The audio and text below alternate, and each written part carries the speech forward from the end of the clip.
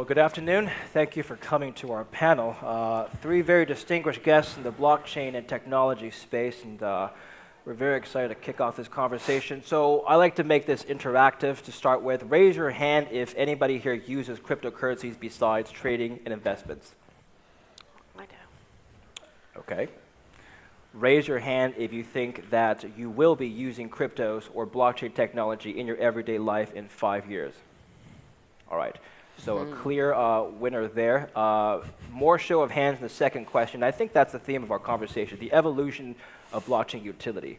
Fewer hands were raised in the first question, which is how many people currently use blockchain outside of investments, and more hands were raised in the second question, looking into the future. I'd like to start by asking the panelists to briefly introduce themselves, Brittany Kaiser, Martin Migoya, and Carolina Abenante, and talk a little bit about your work. Let's start with Brittany.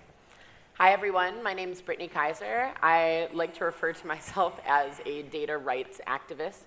I spend most of my time as a founder of the Own Your Data Foundation doing digital literacy training. So I teach families, corporates, and governments about how technology works, data rights, cybersecurity, media literacy, screen time management, counter cyberbullying, and things of that nature. And then my company, the Own Your Data Technologies, I advise over 20 blockchain technology companies on how they can build out data protection, privacy, transparency mechanisms, permission structures, advanced use of smart contracting, NFTs, et cetera, and so forth. And I've been in the industry since 2011. Great. My name is Martin Migoya. I'm the CEO and co-founder of Globant. I started this company almost 19 years ago in a weird country, in Argentina. And I started 4 guys in a garage, and today we're 26,000 people spread around 20 countries, creating technology for the largest brands in the planet, from Disney to Electronic Arts to Google.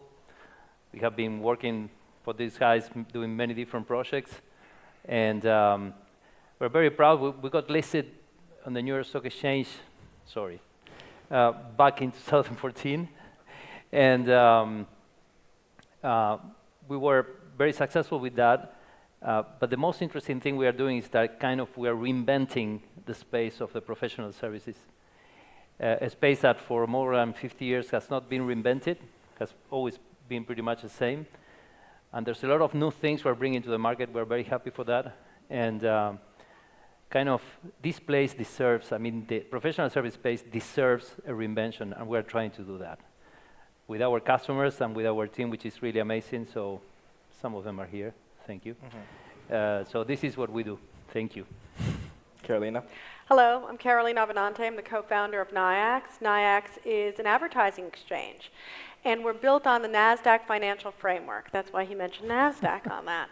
We have joint patents with NASDAQ in advertising, audience, and also multiple other asset classes. We streamline the process of contract management, and we use smart contracts and blockchain as our centralized ledger, so we can understand the idea of fraud, viewability, and also brand safety for our constituents.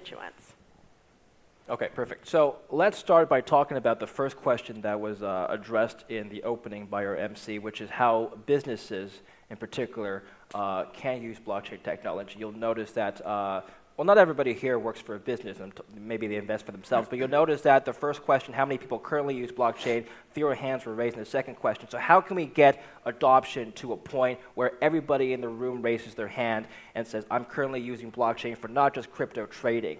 Let's start with Martin, and we'll talk about how adoption can be enhanced over the next 5 years.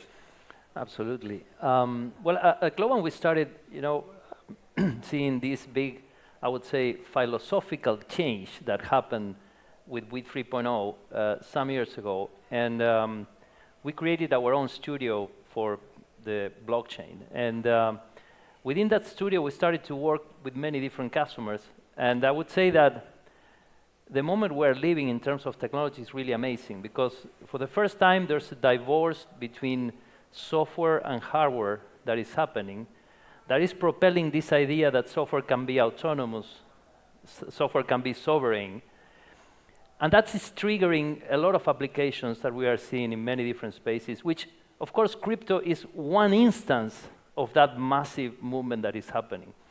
Earlier today, we were discussing with David about how a central bank could be invented based on a blockchain. Why, us as citizens, we should not give the trust to a smart contract instead of giving a trust to the political system to print money. So applications will be all over the place. Financial sector is one of them. Payments is another one. But if we go, for example, to the insurance industry, I didn't know, but some colleagues told me that there is about $40 billion each year that are being paid on the insurance industry on duplicated accidents. Let's say one car has an accident, 2 insurance companies are paying for that. Yes. $40 billion. And why is that? Because there's no cooperation between the companies, because they don't trust each other. Well, blockchain could come up to put together a database that belongs to no one, but at the same time could be shared by everyone. So when something happens, you can go into that database and understand to the blockchain and understand what's happening if you are paying that or not. That's one application. You can keep going on the entertainment industry, everything that is happening with the NFTs. I mean, there's a lot of applications that can be done which are not just financials. Carolina, let's talk about blockchain in the financial sector and how that's being implemented. Well, when we started using blockchain, we actually were told, do you want to use blockchain by NASDAQ? NASDAQ had started using blockchain as an idea since about 2014, when they started looking at voting rights in various different countries. And you would never think of a financial exchange system that did that. They looked at that piece and they said, can you use that application in your iteration of our technology? And we said, yes, we'll use it as a centralized ledger. So we have been using it very successfully in a very large market, which is advertising. And now we're not looking at this as your data for the individuals. We're looking at it as more business to business. We can do that application also for individuals, for individual data use, so we know where your data came from, but we're using it as a compliance tool. Yeah. And what's so great about it is that, especially in two-sided markets, which New York Stock Exchange is, which NASDAQ is, you could have both parties looking at the contracts, looking at what is known as the title of provenance, and seeing the various iterations that are created. So you have that tracking system for it. And in that little aspect, right now, you're seeing a lot of companies utilizing it.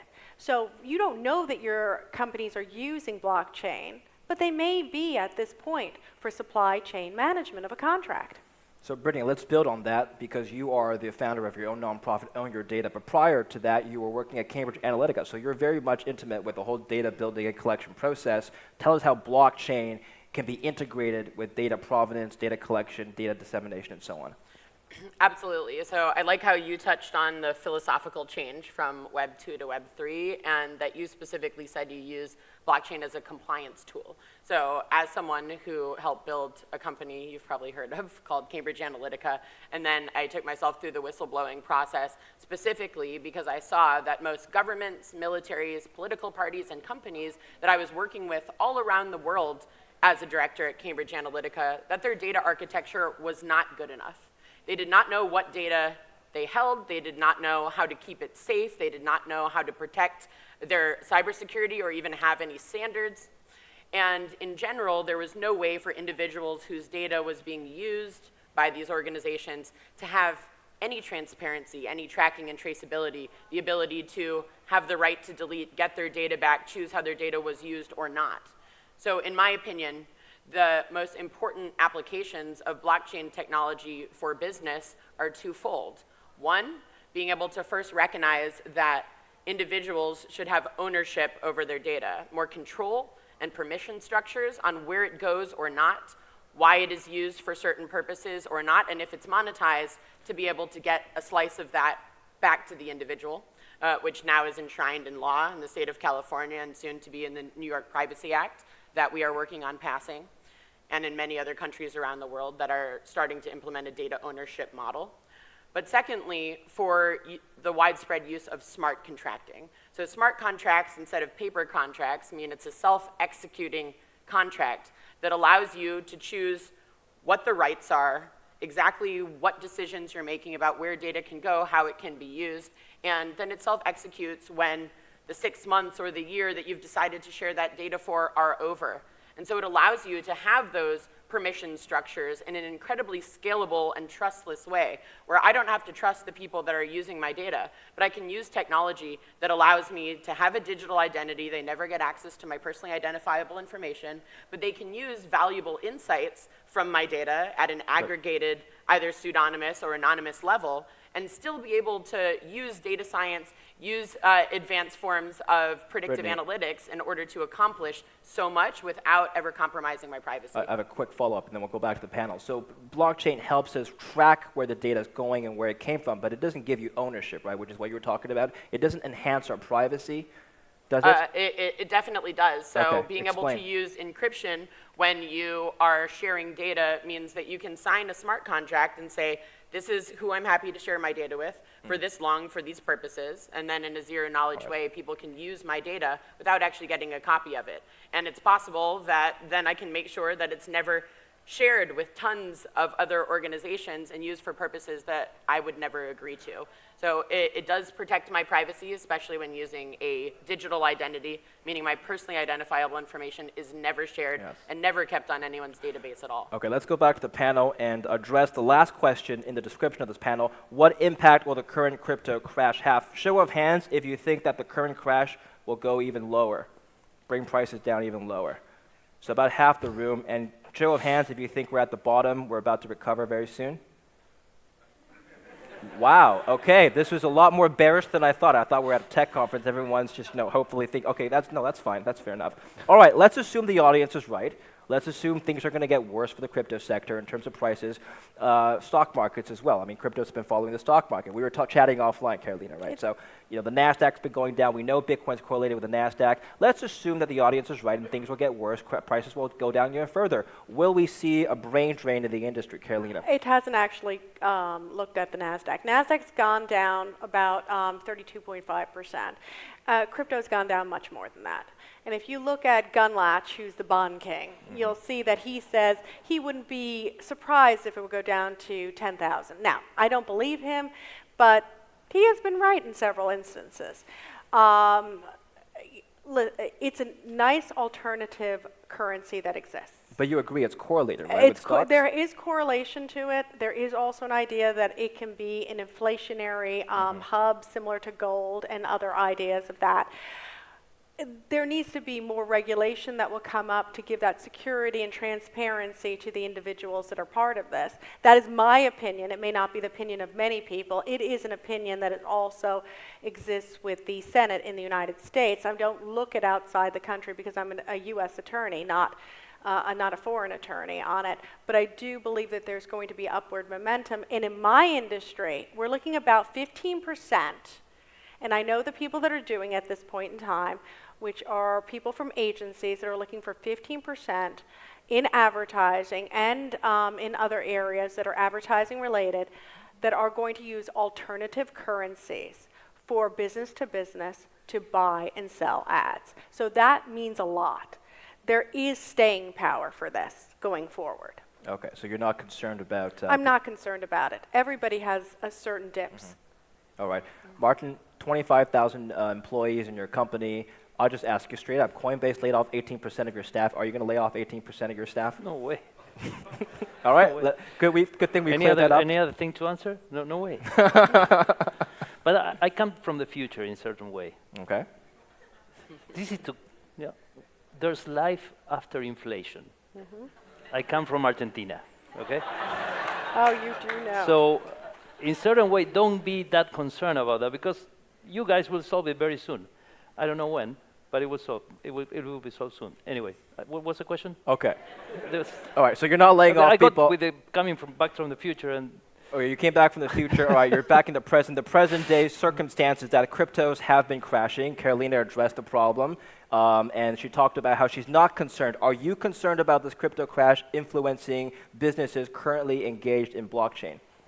No, not really. I believe that, like any other new technology in the market space, there will be up and downs.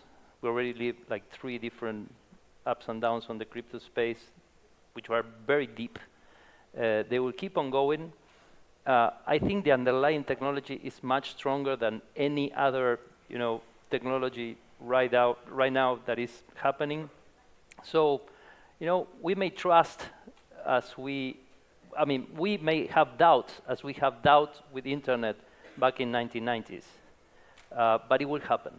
It will happen. So I'm not concerned about that. I'm not concerned about the applications. By the way, you were talking about, people owning data, and I'm totally convinced about it. Indeed, have you read the paper that Jack Dorsey just issued about Web 5.0? It's exactly what you're saying, about people owning data and letting others to know about the data, but not having the data scattered in hundreds of sites out there, needing to change password and going, one after another.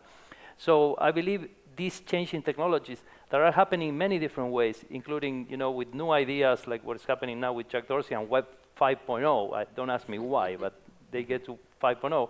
It's really interesting and will be a massive technological change moving forward. And Brittany, I think people need to be aware that there's a difference between the crypto markets as securities, commodities, whatever you want to call them, and the underlying blockchain technology that's being used. I mean, they're independent of each other, are they not? Absolutely. So distributed ledger technology has so many different applications as back-end data architecture. Most people here probably don't know how their iOS or Android functions, and you don't question the back-end architecture of it, but it is not nearly as safe as distributed ledger technologies. So right now we're getting into the details of how each blockchain, which is actually just a platform, how those actually function and the types of encryption methods that are used in order to make it safer and easier to automate especially.